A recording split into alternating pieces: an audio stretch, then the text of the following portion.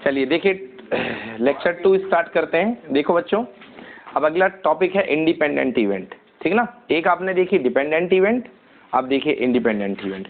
Independent event का मतलब ऐसी इवेंट जो एक दूसरे पर डिपेंड नहीं करती, उनको हम क्या बोलते हैं, इंडिपेंडेंट इवेंट, जो एक दूसरे से वास्ता कोई मतलब नहीं रखती हैं। तो जैसे मैं कहूंगा कि अगर कोई इवेंट ए बी अगर हो चुकी है तो ए के होने के क्या चांसेस है। अगर इंडिपेंडेंट है तो बी हो या ना हो कोई मतलब ए को नहीं है, तो ए के होने की प्रोबेबिलिटी खुद के ए के होने की ही होगी, क्योंकि बी से होने का कोई मतलब नहीं है। एग्जाम्पल के लिए ये आंसर क्या आएगा इसका, पी ऑफ ए ही आएगा। बोलो यस और नो। एग्जाम्पल के लिए मैं कहता हूं कि मान लीजिए कि कल अगर नवनीत का बर्थडे था या नवनीत का बर्थडे हो चुका है, ठीक ना, तो एग्जाम के पोस्टपोन्ड होने की क्या संभावना है। अगर नवनीत के बर्थडे से क्या एग्जाम के पोस्टपोन्ड होने का कोई रिलेशन है, नहीं है। तो अगर पोस्टपोन्ड होना होगा तो अपनी प्रोबेबिलिटी पे होगा, उसका उससे कोई मतलब नहीं है, चाहे नवनीत का बर्थडे हो या ना हो। समझ गए ना। तो आंसर क्या आएगा, probability of postponed, probability of postponed. समझ गए ना। एग्जाम होने की प्रोबेबिलिटी हैपनिंग है मान लो, तो एग्जाम होने की प्रोबेबिलिटी क्या होगी, एग्जाम होने की होगी एच। मतलब ऐसी इवेंट जो किसी दूसरे पर डिपेंड ना करें, समझ गए ना, उसको हम क्या बोलते हैं, इंडिपेंडेंट इवेंट। समझ गए ना। जैसे एक्सीडेंट के ऊपर डेथ लेना देना था, एक्सीडेंट के ऊपर डेथ लेना देना था, बट एक्सीडेंट के ऊपर फूलों का खिलना क्या लेना देना। फूल का खिलना एक अलग प्रोबेबिलिटी है और एक्सीडेंट होना एक अलग प्रोबेबिलिटी है, बोलो या ना। एक्सीडेंट होना और बिजली का गोल होना, इसका कोई रिलेशन नहीं है, बोलो। तो ऐसी इवेंट जो एक दूसरे पे डिपेंड नहीं करती उनको हम क्या बोलते हैं, इंडिपेंडेंट इवेंट, ठीक है ना। तो एक बहुत बढ़िया फॉर्मूला बनने जा रहा है बच्चों हमारे पास। अभी मैंने क्या पढ़ा, हाँ लिख लेना आराम से। अभी मैंने क्या पढ़ा है आपको, P A conditional B, P A conditional B ध्यान से इक्वल टू नीचे क्या आता था, पी बी, और ऊपर क्या, पी ए इंटरसेक्शन बी, बोलो यस। तो अब P A intersection B equal to होता था P A upon B into कितना, पी बी, यस और नो। या बेस्ट तरीका इसको ऐसे लिखने का, P A upon B into P B. अगर इंडिपेंडेंट है बेटा तो पी ए अपॉन बी कितना आएगा, पी ए, क्योंकि भाई बी पे डिपेंड ही नहीं कर रहा है, तो क्या आएगा, पी ए ही तो आएगा।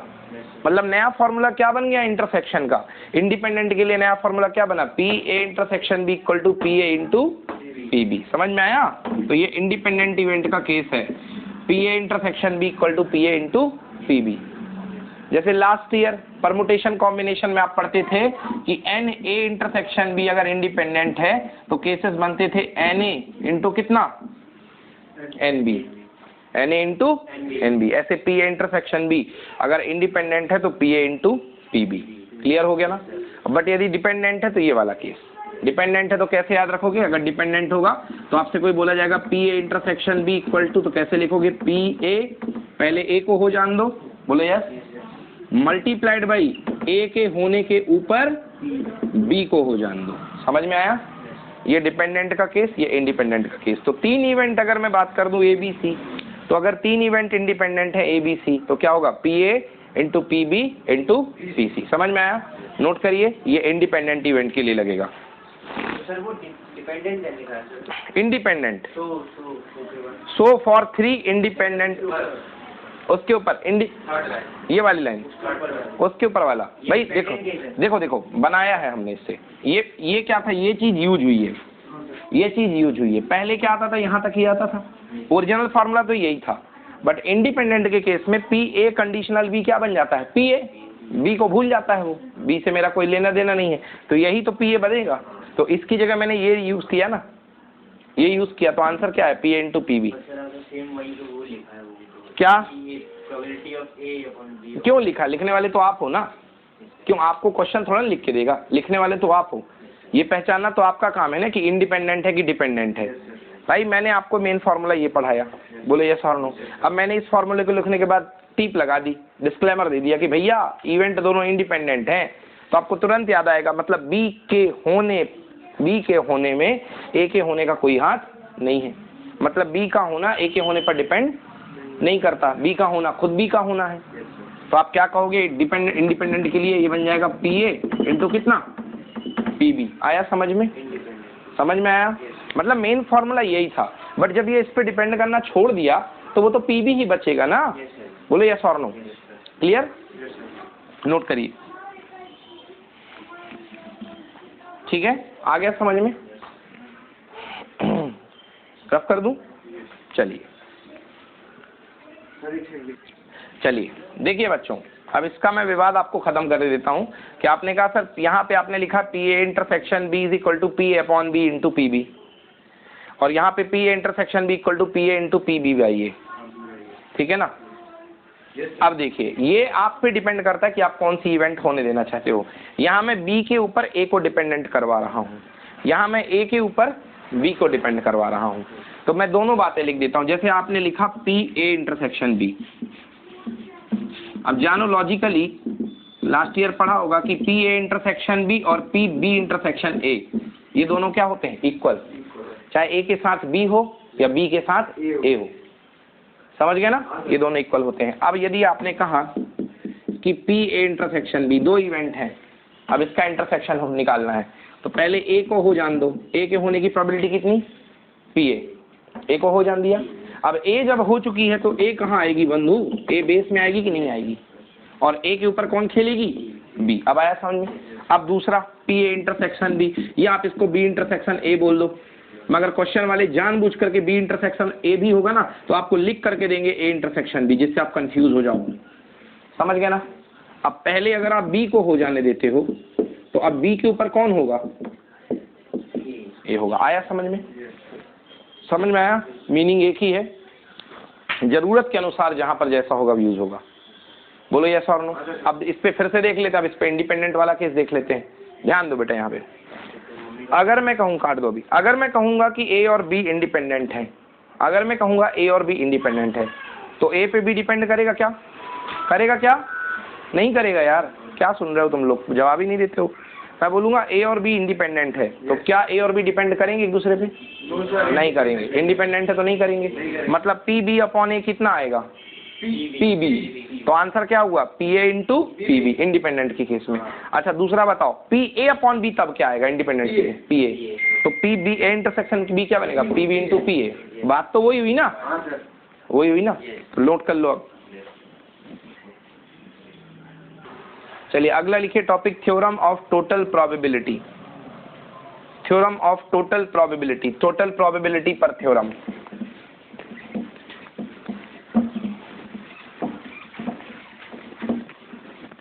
थोड़ा डिलीटेड सिलेबस हो तो निकालना, इसका ग्रुप में डाला होगा, देखना जरा। Theorem of total probability,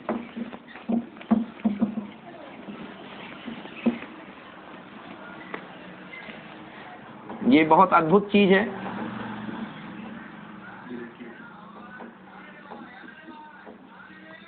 total probability,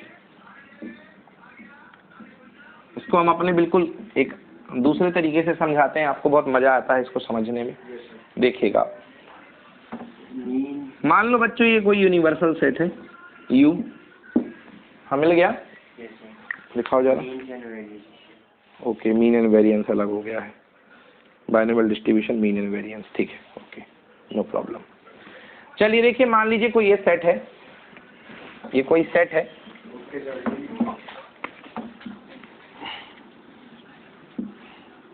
ये सैंपल स्पेस S है। क्या है ये? सैंपल स्पेस S, जिसमें सैंपल स्पेस S क्या होता है? किसी इवेंट के, किसी एक्सपेरिमेंट के ऑल टोटल आउटकम्स। पासा फेंकना एक एक्सपेरिमेंट है क्योंकि उसका रिजल्ट नहीं मालूम, बट टोटल आउटकम्स क्या है? 1 2 3 4 5 6, ये सैंपल स्पेस है। अब बड़ी प्रोबेबिलिटी की बात कर रहे हैं। मान लो बच्चों ये कोई सिचुएशन है, उसमें मैच चल रहा है, और ये जो सर्कुलर रीजन मैंने आपको दिया है, इस सर्कुलर रीजन में इंडिया जीत रही है। इस सर्कुलर रीजन में इंडिया जीत रही है, और ये पूरा मैच का सैंपल स्पेस है। इसके अंदर डिफरेंट डिफरेंट इवेंट हुई हैं, मैच का सैंपल स्पेस है। समझ गए ना? इस रीजन का नाम है ए। ए मतलब इंडिया का जीतना, ए मतलब इंडिया का जीतना। अब देखिए, तो आपको टोटल प्रोबेबिलिटी ए की फाइंड करनी है, जबकि इस पे कई डिपेंडेंट फैक्टर काम कर रहे हैं। पहला, बैटिंग करने उतरा रोहित शर्मा। रोहित शर्मा ने अपना कंट्रीब्यूशन दिया इवेंट का E1। क्या कंट्रीब्यूशन दिया? E1। समझ गए? उसने कुछ रन बनाए, तो जीत में उसका कुछ शेयर तो होगा ना? शेयर होगा, यस। फिर दूसरे नंबर पे शिखर धवन, उसका कंट्रीब्यूशन कितना, E2। तीसरे नंबर पे कौन आता भाई, चेतेश्वर पुजारा तो टेस्ट खेलता है, E3 समझ गए ना, कोहली है ना, फिर कैप्टन कूल धोनी मान लो E4, और ये बॉलिंग वॉलिंग के भी इनके सबके शेयर जोड़ दो जो भी हैं, बुमराह बुमराह, ओके, सबके शेयर जोड़ दिया मैंने, N दे दिया, मैंने क्या दे दिया, N, लास्ट तक का मैंने N दे दिया, ओके, समझ में आ गया। चलिए अब मुझे निकालना है सब कुछ होने के बाद इंडिया की जीतने की प्रोबेबिलिटी टोटल क्या होगी। देखो अब देखना, वही कंडीशनल वाला केस लगेगा। सबसे पहले रोहित उतरे, रोहित की खेलने की प्रोबेबिलिटी क्या, P-E1 A-E1, पहले खेले तब तो चौका लगाएगा, नहीं खेली कैसा, खेला ही ना, तो पहले खेला, खेलने की प्रोबेबिलिटी क्या, P-E1, रोहित खुद मैदान में उतरे, उसकी प्रोबेबिलिटी E1। अब रोहित के प्रोबेबिलिटी E1 दी गई प्रोबेबिलिटी के बेस के ऊपर इंडिया जीत जाए, इसकी प्रोबेबिलिटी P-E1 के ऊपर A, बोलो हाँ या ना, आई फीलिंग, E1 के ऊपर A, फिर probability E2 Shikhar Dhawan E2, now Shikhar Dhawan के बेस के ऊपर इंडिया जीत गई A, हाँ या ना, then Kohli P-E3 into P-E3 base के ऊपर इंडिया के जीतने का शेयर A, बोलो हाँ, लास्ट में बुमराह P-E-N, लास्ट वाला खिलाड़ी जो भी है, इंटू P-E-N के शेयर के ऊपर इंडिया के जीतने की प्रोबेबिलिटी A, समझ में आया, ये कहलाता है टोटल प्रोबेबिलिटी। नोट करिए, इसको बोलते हैं total probability, theorem of total probability. तो टोटल प्रोबेबिलिटी का क्वेश्चन आता तो नहीं है, ना के बराबर चांसेस है आने के, फिर भी अभी आ गया, बट इसका यूज होगा अभी।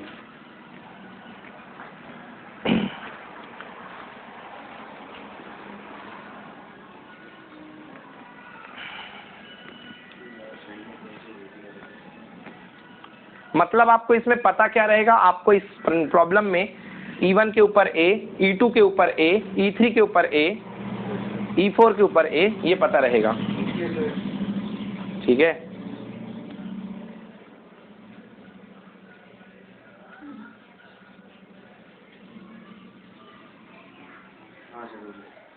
चलो क्लियर। चलिए अब लिखिए Bayes theorem, BAYES, Bayes theorem, Bayes theorem, sure for exam 6 marks का क्वेश्चन, इससे पक्का, ये इसी को इसलिए पढ़ा था जिससे बेस थ्योरम बने, Bayes theorem BAYES, Bayes theorem, ठीक है ना। बेस थ्योरम, बेस थ्योरम क्यों यूज करते हैं बेटा, बेस थ्योरम में यूज करते हैं रिवर्स प्रोबेबिलिटी, मतलब उल्टा प्रोबेबिलिटी फाइंड करने के लिए। रिवर्स लिखो, बेस थ्योरम डैश करके, reverse probability approach, reverse probability approach.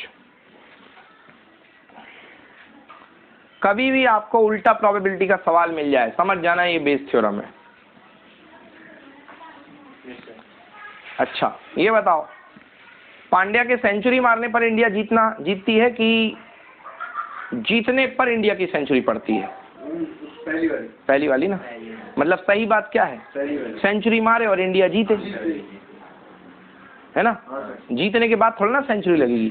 तो उल्टा क्वेश्चन आएगा कि अगर इंडिया जीत चुकी होगी तो पांड्या की सेंचुरी मारने का क्या चांस रहा होगा, मतलब उल्टा बोलेगा क्वेश्चन। भाई झोले से बॉल निकालोगे कि बॉल से झोला निकालोगे, झोले में से बॉल निकालोगे।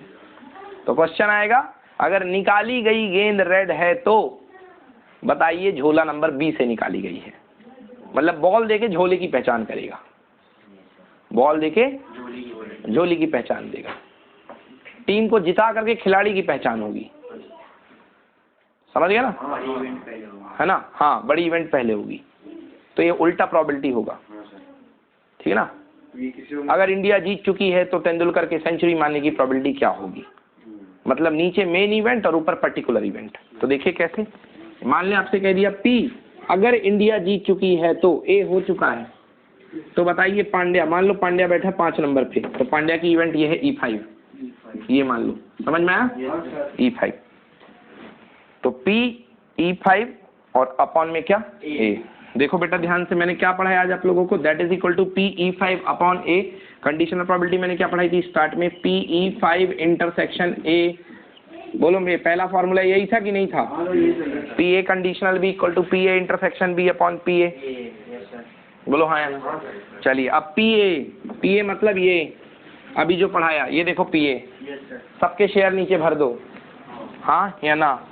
अभी तो पढ़ाया PA, इसी प्रोबेबिलिटी पे तो चल रहे हैं, तो PA पूरा भर दो। P Rohit Sharma into P जीत का share oblique Rohit Sharma, plus P Shikhar Dhawan E2 into P जीत का share oblique Shikhar Dhawan E2, plus PE3, बोलो हाँ, प्लस लास्ट में E5 भी तो आएगा, वो भी तो खेल रहा बेचारा, P है ना, E5 A ऑब्लिक E5, बोलो यस और no, plus plus plus plus plus PEN Bumrah, PA oblique EN, बोलो यस और नो।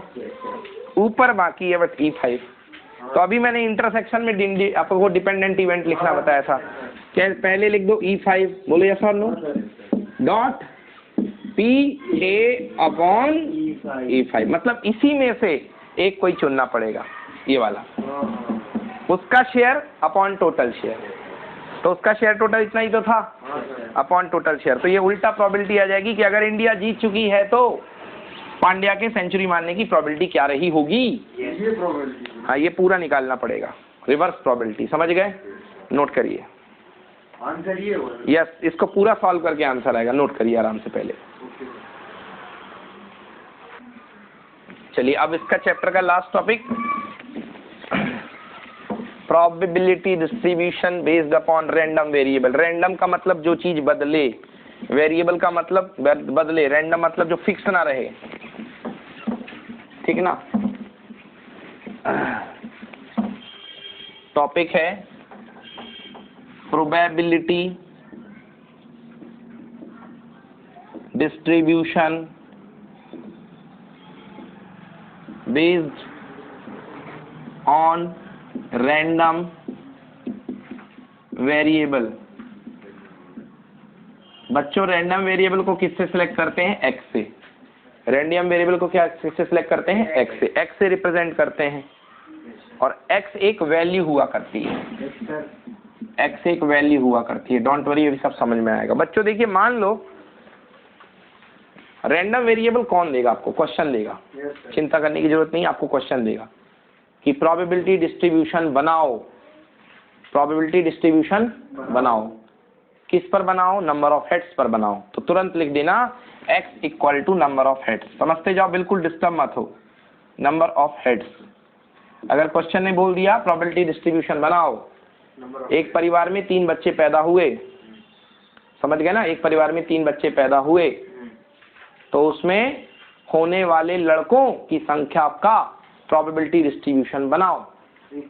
होने वाले लड़कों की संख्या का, बॉयज की संख्या का, बॉयज की संख्या के आधार पे प्रोबेबिलिटी डिस्ट्रीब्यूशन बनाओ। अभी समझाऊंगा, समझ गए ना। या होने वाली लड़कियों की संख्या का प्रोबेबिलिटी डिस्ट्रीब्यूशन बनाओ। 3 सिक्के फेंके गए, नंबर ऑफ हेड्स का प्रोबेबिलिटी डिस्ट्रीब्यूशन बनाओ। क्वेश्चन बोलेगा 3 सिक्के फेंके गए, नंबर ऑफ टेल्स का प्रोबेबिलिटी डिस्ट्रीब्यूशन बनाओ। समझ गए ना। 2 पासे फेंके गए, 3 पासे फेंके गए, 4 पासे फेंके गए, 6 आने का प्रोबेबिलिटी डिस्ट्रीब्यूशन बनाओ। ठीक है ना। देखो, नंबर ऑफ हेड्स हो गया, नंबर ऑफ टेल्स हो गया, नंबर ऑफ बॉय गर्ल कुछ भी, ये हो गया, समझ गए ना। इस पर आपको प्रोबेबिलिटी डिस्ट्रीब्यूशन बनाना पड़ेगा।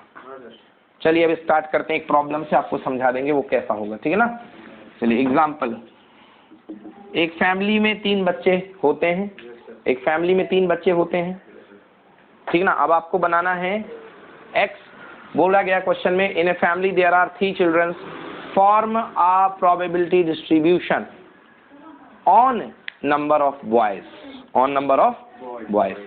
पैदा होने वाले लड़कों की संख्या के आधार पर आप प्रोबेबिलिटी को डिस्ट्रीब्यूट कीजिए, समझ गए। तो सबसे पहला x equals to number of boys. तो सबसे पहले देखिए 3 बच्चे हुए हैं परिवार में, तुम लोग फोकस नहीं कर रहे हो और याद करो, दिक्कत बनेगी फिर, बार बार घड़ी मत देखो। हाँ, s equal to sample space, परिवार में 3 बच्चे हुए, क्या हो सकते हैं वो? बॉय बॉय बॉय, बोलो यस, तीनों लड़के हो गए, boy boy girl, boy girl boy, बोलो यस और नो। कितने बच्चे हुए परिवार में? तो या तो तीनों लड़के होते, या दो लड़के एक लड़की, या बीच में लड़की हो जाती, आजू बाजू दो लड़के हो जाते, या पहली लड़की और दो बच्चे बॉय, बोलो यस और नो। या तीनों लड़की हो जाती, या दो लड़की बाद में एक लड़का, या एक लड़की फिर एक लड़का फिर एक लड़की, बोलो यस। और फिर या लड़का लड़की लड़की, बोलो हाँ या ना। क्लियर है? और कोई कंडीशन है? नहीं होंगी, क्योंकि फॉर्मूला ही होता है। टोटल देखिए अपने पास क्या है, अपने पास तीन चॉइस, कितनी है? दो, लड़का या लड़की, दो चॉइस है, और उसके कितने हैं? तीन पावर में। तो answer 2 to the power n होता है फॉर्मूला। तो यहाँ 2 की पावर 3 इक्वल टू कितना? 8 हो गए। मतलब बेटा सैंपल स्पेस में टोटल एलिमेंट कितने हुए? 8। चलिए अब ध्यान, 8 एलिमेंट है। अब हम डिस्ट्रीब्यूशन बना रहे हैं। क्वेश्चन ने कहा है डिस्ट्रीब्यूशन किस पर बनाना है? वेरिएबल क्या है? Number of boys. समझ में आ गया ना? x equal to number of boys, कितने बच्चे पैदा हुए उसके हिसाब से, लड़कों के हिसाब से। तो यहाँ लिखोगे x, यहाँ क्या लिखोगे? x, ठीक ना? यहाँ लिखोगे x, और यहाँ लिखोगे सैंपल। क्या लिखोगे? सैंपल। बेटा मैं सैंपल शुरुआत में लिखा रहा हूँ, बाद में सैंपल की भी कोई जरूरत नहीं है। और यहाँ पे लिखोगे probability of x, probability of x solve करोगे। देखो पहला x, याद रखना x हमेशा 0 से स्टार्ट होगा। तो x की पहली वैल्यू, x कौन कौन सी वैल्यू ले सकता है? नंबर ऑफ मतलब कि x मतलब नंबर ऑफ बॉयज कितनी वैल्यू ले सकते हैं? हो सकता है परिवार में एक भी बच्चा ना हो। जब एक भी बच्चा ना होगा तो x की वैल्यू कितनी? 0। x मतलब नंबर ऑफ बॉयज। हो सकता है कितने बच्चे हों? 1। हो सकता है कितने हों? हो सकता है कितने हों? हो सकता है कितने हों? कहाँ हो सकता है? 3 ही तो हुए, 4 कैसे हो जाएंगे? 3 ही है, बच्चे ही 3 है। तो 3 में तीनों लड़के हो सकते हैं, चौथा लड़का कहाँ से आ गया? नहीं आएगा, ठीक है ना? x equal to, x can take the value 0, x can take the value, x can take the value, x can take the value. आया समझ में? चलिए 0 के कॉरस्पॉन्डिंग देखिए कौन सा सैंपल बनेगा? गर्ल गर्ल गर्ल, बोलो बस यस और नो। गर्ल गर्ल गर्ल, कितने केस? आउट ऑफ कितने? 8। तो आंसर x इक्वल टू 0 के कॉरस्पॉन्डिंग प्रोबेबिलिटी कितनी? 1/8। ये पहला डिस्ट्रीब्यूशन बन गया, बोलो यस। है ना? बड़ा मजेदार होता है, इसमें बहुत आराम लगता है। हाँ अगला, x equal to 0, no boy, no boy, कोई बच्चा नहीं, कोई लड़का नहीं। बच्चा तो होगा, लड़का नहीं होगा। गर्ल गर्ल गर्ल, तो गर्ल गर्ल गर्ल के करस्पॉन्डिंग कितने केस? एक केस। बोलो नहीं आया समझ में? नवनीत आ गया ना? तीसरा दूसरा है एक बॉय। देखो 1 बॉय, 1 बॉय, तो पहला बॉय, फिर गर्ल गर्ल, फिर गर्ल बॉय गर्ल, या फिर गर्ल गर्ल बॉय, बोलो यस और नो। तो p x equal to 1, x equal to 1 के कॉरस्पॉन्डिंग केस कितना? 3/8। यस और no? x equal to 2, x equal to 2, दो लड़के, boy boy girl, boy girl boy, girl boy boy, कितने case? कहाँ को चौथा कौन सा बताओ जरा, बता दो उसको, चौथा बता दो। बॉय बॉय भी है ना? दो लड़के, दो लड़के। सर बी जो बॉय बॉय बॉय है, हाँ वो भी 2 सकते? क्यों हो जाएगा? उसमें तो 2 बॉय है ना? हाँ तो 2 है कि 3 है? रुक जाओ, उसमें 2 है कि 3 है? उसमें 3 है, लेकिन हाँ। 2 बॉय तो है ना उसमें। तो ऐसे तो सब में एक भी है भाई। एग्जैक्टली 2 है यार मेरे भाई, एग्जैक्टली, एटलीस्ट नहीं बोला है ना, एटमोस्ट नहीं बोला है, एटमोस्ट नहीं बोला है। ये नहीं कहा गया ज्यादा से ज्यादा 3 समोसे खा के आओ, ज्यादा से ज्यादा। ये बोला एग्जैक्टली 2 ही खा के आओ। तो 2 boy, boy girl boy, girl boy boy, समझ में आया? एग्जैक्टली बात चल रही है, एग्जैक्टली। हाँ so answer p x equal to कितना?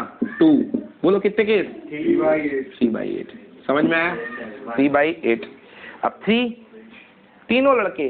अब बताओ तुम, एक केस, बिल्कुल सही, बॉय बॉय बॉय। तीनों लड़के, बॉय बॉय बॉय। तो p x इक्वल टू 3 के करस्पॉन्डिंग कितने केस? 1/8। आ गया समझ में? ये है यार प्रोबेबिलिटी डिस्ट्रीब्यूशन।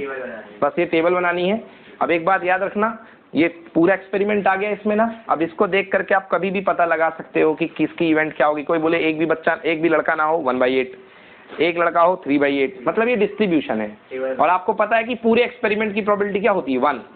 सबको जोड़ दो, देखो 1 आएगा, जोड़ के देखो, sigma P I 1/8 plus 3/8 plus 3/8 plus 1/8, answer कितना इक्वल टू कितना। अगर टोटल प्रोबेबिलिटी 1 आ जाए इसका मतलब आपका डिस्ट्रीब्यूशन बिल्कुल सही है। अगर 1 नहीं आ रहा है सम करने पर, मतलब आप या तो कुछ जोड़ दिए हैं या कुछ छूट गया आपसे, समझ गए ना। ज्यादा आ गया मतलब आपने एक्स्ट्रा धर दिया है, और कम आ गया मतलब कुछ छूट गया है, समझ गए ना। हमेशा टोटल एक्सपेरिमेंट का जो सम आएगा प्रोबेबिलिटी का, वो हमेशा क्या होगा 1, क्योंकि किसी ओवरऑल एक्सपेरिमेंट की प्रोबेबिलिटी 1 ही होती है, समझ गए। चलिए नोट कीजिए।